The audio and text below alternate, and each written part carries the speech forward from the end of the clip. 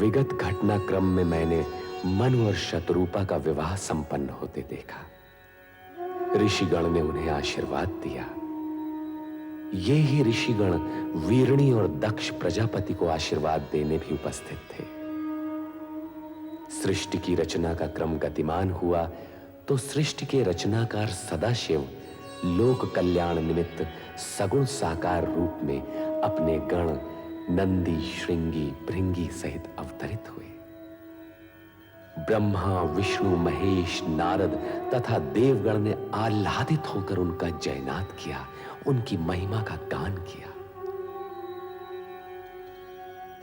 देवगण सदाशिव के अवतरण से प्रसन्न अवश्य थे, किंतु शक्ति के अवतार के प्रति जिज्ञासु भी थे। ब्रह्मा, विष्णु और नारद की जिज्ञासा का समाधान करते हुए सदाशिव ने स्पष्ट किया कि शक्ति अजन्मा नहीं होगी, उसका जन्म लौकिक होगा, वो सगुण रूप में प्रकट होगी। दक्ष प्रजापति शक्ति अवतार के पिता एवं वीरणी माता होंगी, ये जानकर ब्रह्मा जी आश्चर्यचकित होते हैं। कारण कि महान सिद्धि और सफलता के लिए कठोर तप की आवश्यकता होती है। मेरी बहनें आ रही हैं, अभी आप जाइए। यदि यूं ही भेज देना था तो मन के तार से खींचकर बुलाया ही क्यों था? फिर कभी अकेले में आ जाइएगा। अभी अब जाइए ना, अभी अब जाइए ना। जाऊं? अच्छा ये बात है।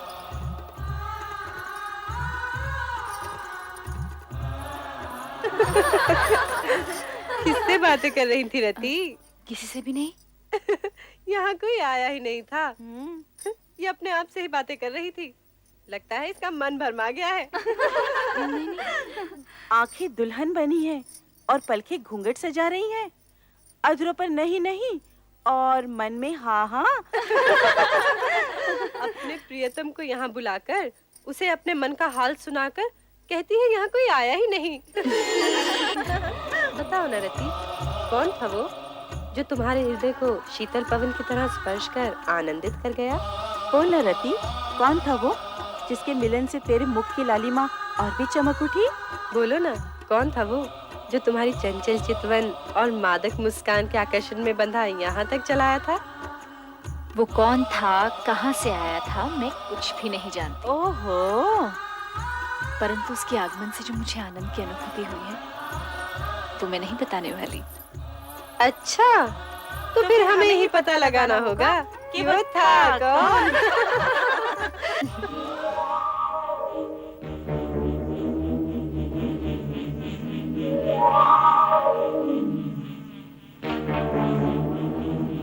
कामदेव, प्रिय पुत्र कामदेव। प्रणाम पिताश्री ब्रह्मदेव। आयुष्मान भव। किस ओर से आगमन हुआ और किस ओर प्रस्थान कर रहे हो? मैं तो ऐसे ही आकाश में भ्रमण कर रहा था परमपिता। ऐसा लगता है तुम दक्ष प्रजापति के महल से होकर आ रहे हो। क्या कह रहे हैं परमपिता? क्या तुम्हारी यही कामना नहीं है? चलो मेरे साथ। अब तुम्हारा रति से अधिक समय दूर रहना उचित नहीं है। आओ कामदेव।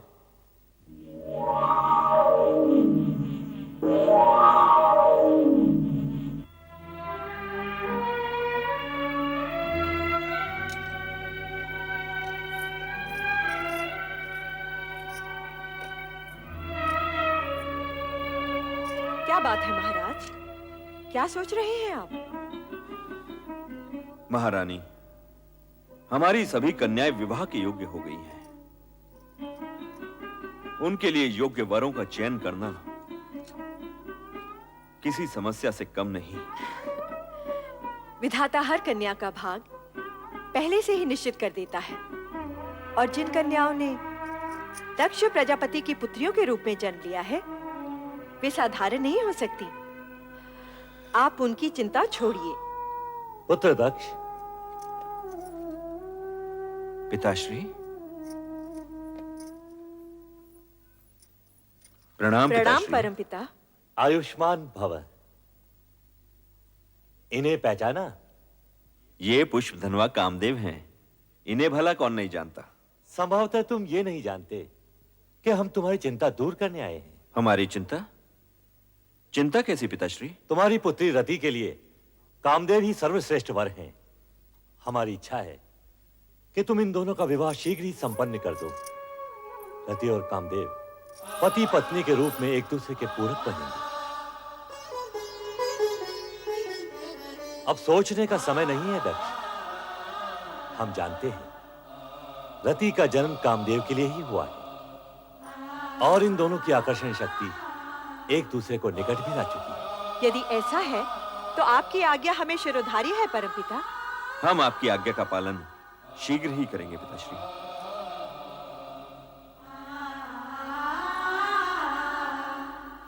तो फिर मुझे आज्ञा दें परमपिता। अवश्य कामदेव, तुम्हारे शुभ विवाह का मुहूर्त शीघ्र ही निश्चित होगा।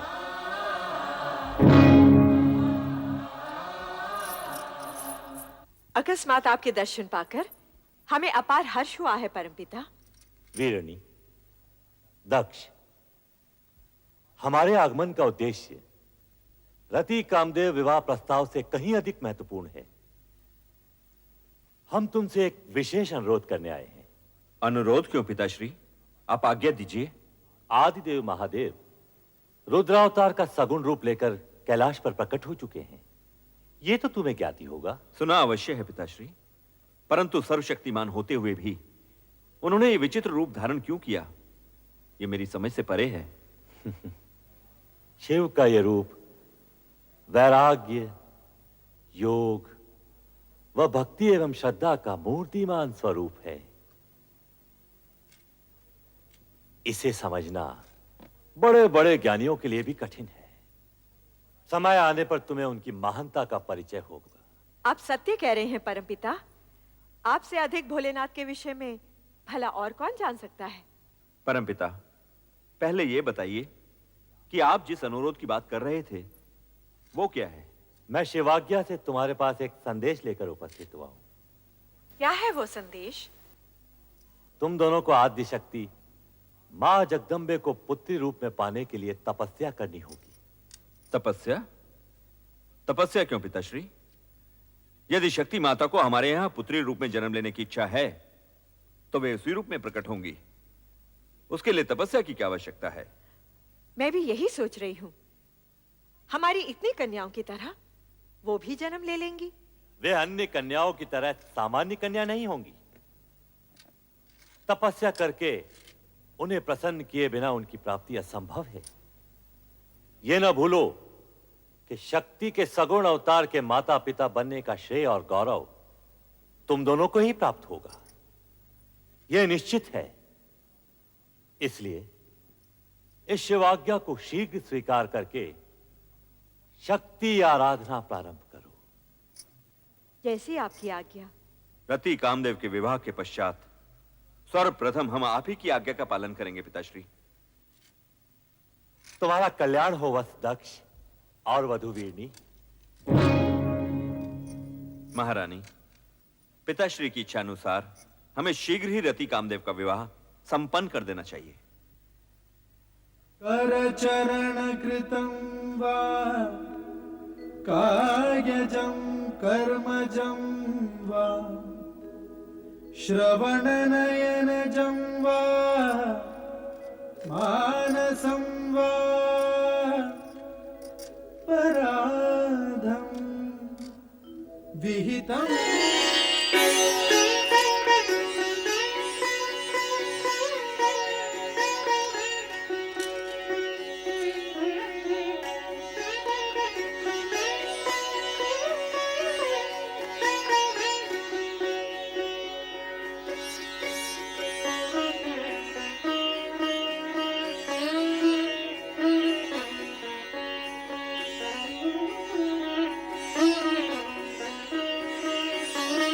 पुत्र दक्ष, अब शिवाज्ञा के अनुसार तुम और पुत्र वधु वीरनी शीघ्र ही शक्ति आराधना प्रारंभ करो।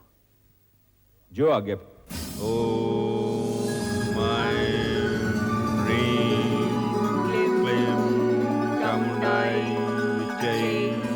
नमः।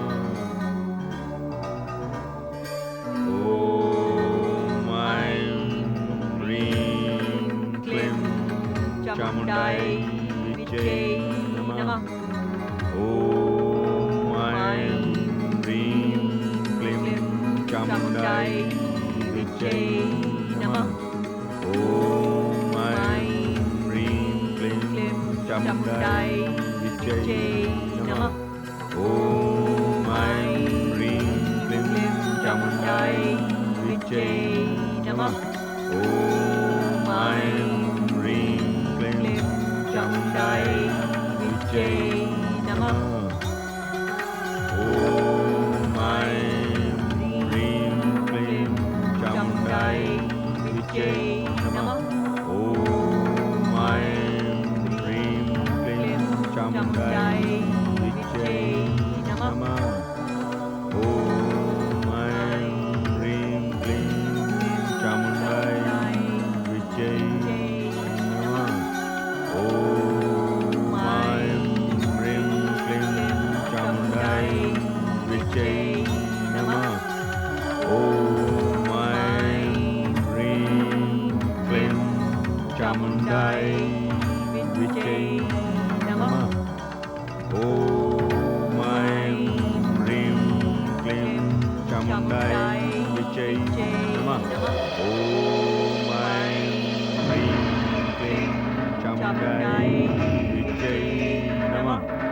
ओम ऐं ह्रीं क्लीं चामुण्डायै विद्महे नमः। ओम ऐं ह्रीं क्लीं चामुण्डायै विद्महे नमः। ओम ऐं ह्रीं क्लीं चामुण्डायै विद्महे नमः। ओम ऐं ह्रीं क्लीं चामुण्डायै विद्महे नमः। ओम ऐं ह्रीं क्लीं चामुण्डायै विद्महे नमः। ओम ऐं ह्रीं क्लीं चामुण्डायै विद्महे नमः। ओम ऐं ह्रीं क्लीं चामुण्डायै विद्महे नमः। ओम ऐं ह्रीं क्लीं चामुण्डायै विद्महे नमः। ओम ऐं ह्रीं क्लीं चामुण्डायै विद्महे नमः।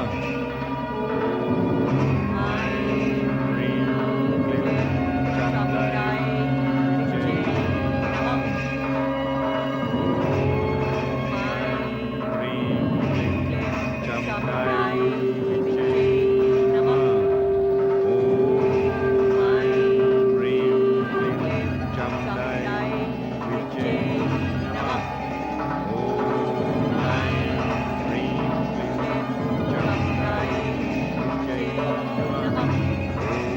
ओम ऐं ह्रीं क्लीं चामुण्डायै विद्महे नमः।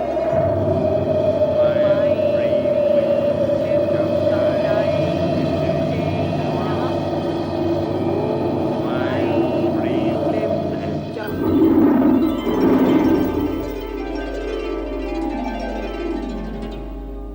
दक्ष प्रजापति, महारानी वीरणी।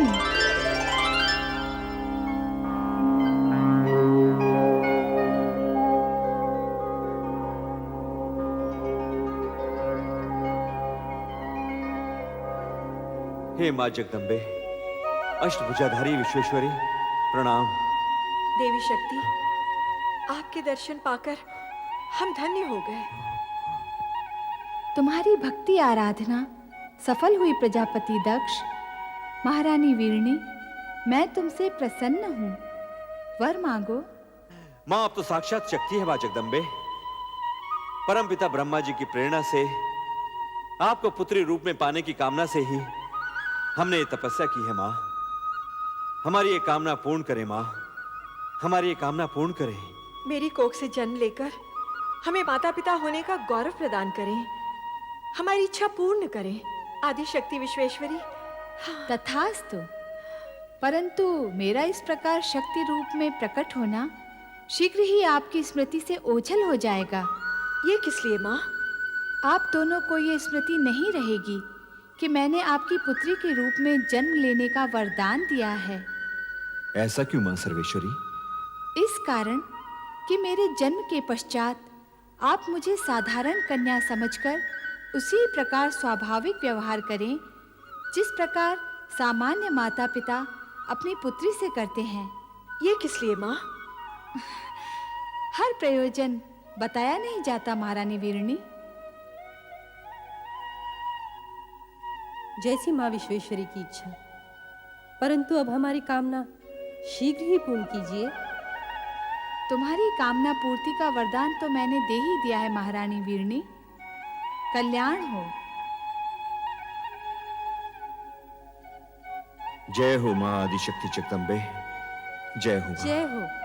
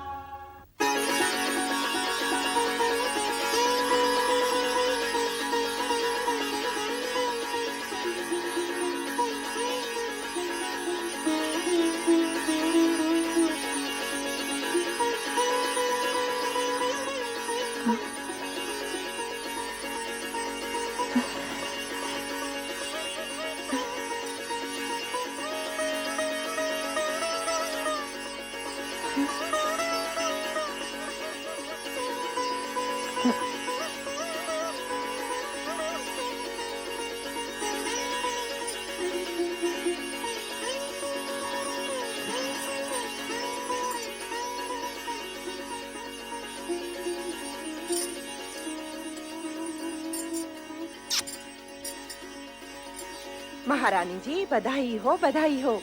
आपके यहाँ एक तेजस्विनी कन्या ने जन्म लिया है। बधाई हो महारानी जी। चलो। राजकुमारी जी, आप लोगों को भी बहुत बहुत बधाई हो। ये शुभ समाचार जाके महाराज को सुनाते हैं। चलो चलो, चलो। माताश्री, आज का दिन हम सबके लिए बड़ी प्रसन्नता का दिन है। बधाई हो महाराज, बधाई हो। महारानी वीरनी ने एक दिव्य कन्या को जन्म दिया है। कन्या के प्रकट होते ही सारे महल में उसकी ज्योति फैल गई। तेजस्वी कन्या ने जन्म लिया है महाराज। ये शुभ समाचार सुनकर हम धन्य हुए हैं। सुलेखा, ये लो अपना पारितोषिक। मंगला, तुम भी लो। धन्यवाद महाराज। बधाई हो महाराज, बधाई हो। ये लो, तुम भी लो। आज का दिन हमारे लिए अत्यंत ही हर्ष और उल्लास का दिन है। नारायण नारायण। अभिनंदन राजन, दिव्य कन्या के जन्म के क्षण पर बधाई हो। देवऋषि, आश्चर्य है, आप सही समय पर पधारे। नारायण नारायण। आश्चर्य कैसा राजन, दिव्य कन्या के जन्म का क्षण ही हमें यहाँ खींच लाया है। क्या कन्या दर्शन के लिए आप व्यग्र नहीं हो रहे हो? हाँ, अवश्य। देवऋषि, आप भी पधारिए। आइए। नारायण नारायण नारायण। पिताश्री बधाई हो। बधाई हो, तुम सबको भी बधाई हो। आज का दिन अत्यंत मंगलमय है। जाओ सब मिलकर मंगल गीत गाओ और पूरे वातावरण को मंगलमय कर दो। देवियों आनंद करो देवियों। ये लो। प्रणाम। नारायण नारायण। दर्शन पाकर आंखें धन्य हुई। भ्राता दक्ष, इस तेजस्विनी कन्या का नामकरण इसी समय हो जाना चाहिए। नामकरण इसी समय? हाँ, आज का ये दिन और ये समय अति पावन है। जैसी आपकी इच्छा देवर्षि। इसके दर्शन से मन में सात्विक भाव प्रकट हो रहा है, इसलिए इसका नाम सती होना चाहिए। सती? धन्यवाद देवर्षि, आपने कन्या का नाम अति उत्तम बताया है। हमारी ये कन्या सती के नाम से ही प्रसिद्ध होगी। हम इसी समय पूरे राज्य में घोषणा करवा देते हैं कि प्रजापति दक्ष की कन्या सती ने जन्म लिया है। नारायण नारायण। दक्ष कन्या सती की जय हो। दक्ष कन्या सती की जय हो। दक्ष कन्या सती की जय हो। शक्ति को पुत्री रूप में प्राप्त करने के लिए दक्ष के लिए तप करना अनिवार्य था। भावी रचना को आकार देने के लिए ब्रह्मा जी ने एक ओर रति और कामदेव का विवाह कर देने के लिए अपने मानस पुत्र दक्ष को प्रेरित किया, तो दूसरी ओर शक्ति को पुत्री रूप में प्राप्त करने के निमित्त उन्हें तप की ओर प्रवृत्त होने का आदेश भी दिया। पिता का आदेश मानकर प्रजापति दक्ष अपनी पत्नी वीरणी सहित शक्ति की साधना में संलग्न हो गए। तपस्या फलित हुई और शक्ति ने प्रकट होकर उनके यहां पुत्री रूप में जन्म लेने का आश्वासन दिया। साथ ही सावधान भी कर दिया कि उनके जन्म के पश्चात उन्हें शक्ति रूप में नहीं, पुत्री रूप में स्वीकार कर उसी के अनुसार आचरण करें। अपने वचन और वरदान के अनुसार शक्ति ने सती के रूप में वीरणी के गर्भ से जन्म लिया। इस तेजस्वी कन्या के जन्म से संपूर्ण राजभवन में हर्ष और प्रसन्नता का सागर उमड़ पड़ा। त्रिकालदर्शी और तीनों लोकों में निरंतर भ्रमण करने वाले नारद नारायण का नाद करते हुए शक्ति स्वरूपा कन्या के दर्शन का लाभ लेने दक्ष के भवन में आ पहुंचे। नारद ने कन्या का नामकरण किया और उसे सती नाम से पुकारा। वीरणी ने वात्सल्य भाव से गदगद होकर अपनी नवजात कन्या को देखा। महारानी जी, हमारी सती कितनी तेजस्विनी दिखती है। मन करता है इसे देखते ही रहें। इसके सुंदर मुख से आंखें हटती ही नहीं।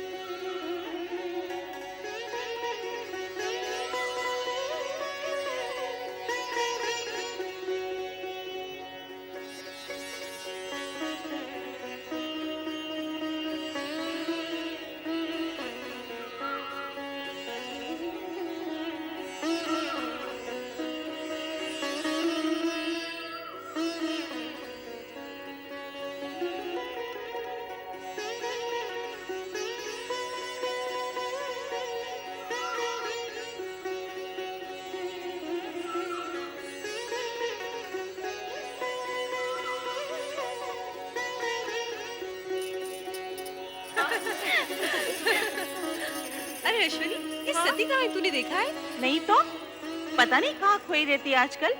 आओ देखिए कहाँ है। चलो चलो चलो।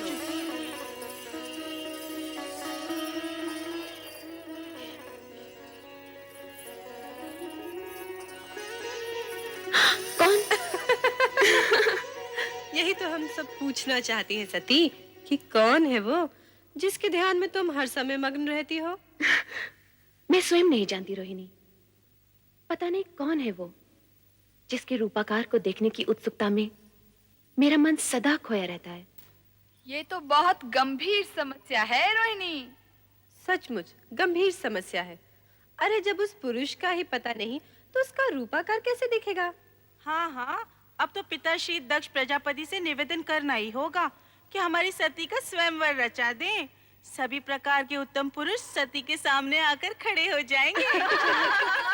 अच्छा सती, तेरी नाक को हाँ करने के लिए हम सब पिताश्री से प्रार्थना करेंगे कि तेरा विवाह पिताश्री उसी छवि से करा दें जो तेरे हृदय में बसी है। नहीं।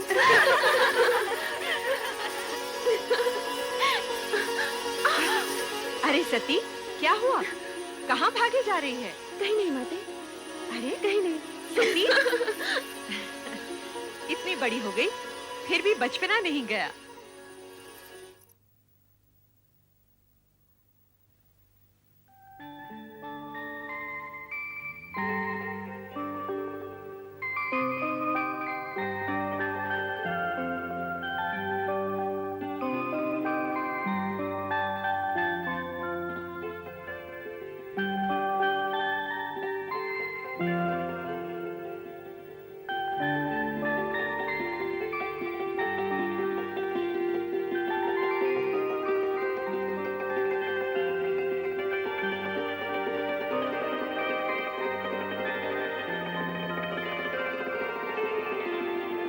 शक्ति तुम? शक्ति नहीं, मैं सती हूँ प्रभु। तुम तो अपने लौकिक नाम रूप की चर्चा करने लगी। सत्य तो यह है कि तुम ही शक्ति हो, अलौकिक शक्ति, शिव शक्ति। आपकी शक्ति आपसे विलग कैसे प्रभु? शक्ति का शिव से विलग होना संभव ही नहीं। जिसे तुम विलग समझ रही हो वो हमारी व्यापकता है, सर्वव्यापकता। शिव कैलाश में और शक्ति सती रूप में पृथ्वी पर दक्ष के घर, ये कैसी व्यापकता है प्रभु? जगत में सत्य की प्रतिष्ठा के निमित्त इस व्यापकता की आवश्यकता है प्रिय। कारण कि सत्य से ही कल्याणकारी अर्थात शिव रूप जन्म लेता है। इसका ज्ञान मुझे है प्रभु कि सत्य ही शिव का आधार है। हाँ प्रिय, सत्य और शिव से पुनः सुंदर की उत्पत्ति होती है। कारण कि सत्य कभी अशिव अथवा असुंदर नहीं होता। प्रभु, ये ज्ञान भी मुझे है कि आपका सत्यम शिवम सुंदरम रूप ही जगत में व्याप्त है। इसका मूल आधार तो तुम ही हो देवी। मैं? यदि शक्ति न होती तो सत्य स्थिर न होता। शक्ति के कारण ही सत्य की रक्षा होती है, शिवम प्रशस्त होता है और सुंदरम व्यापक होता है। प्रभु, आपने तो सत्यम शिवम सुंदरम का संपूर्ण श्रेय शक्ति को अर्थात मुझे ही दे डाला। सत्य भी यही है। सती या शक्ति से रहित शिव शून्य है। ये भी तो सत्य है प्रभु कि शिव से रहित शक्ति का अस्तित्व भी शून्य है। दोनों एक दूसरे के पूरक हैं। दोनों में सापेक्षिक संबंध हैं। स्थिति ऐसी है तो फिर ये अपूर्णता क्यों? अपूर्णता कैसी प्रिय? आप लौकिक रूप में कैलाश पर और मैं लौकिक व मानव देह में दक्ष प्रजापति के घर। मानव देह के कारण मानवीय गुण व कामनाएं भी हमारे साथ हैं देवी।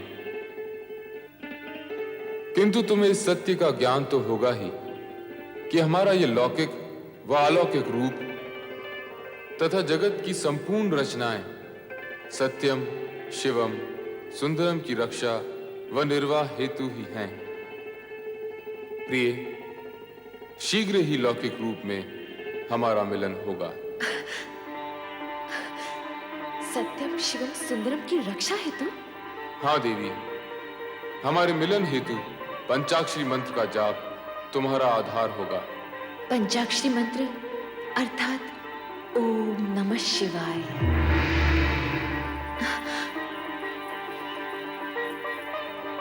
ओम नमः शिवाय।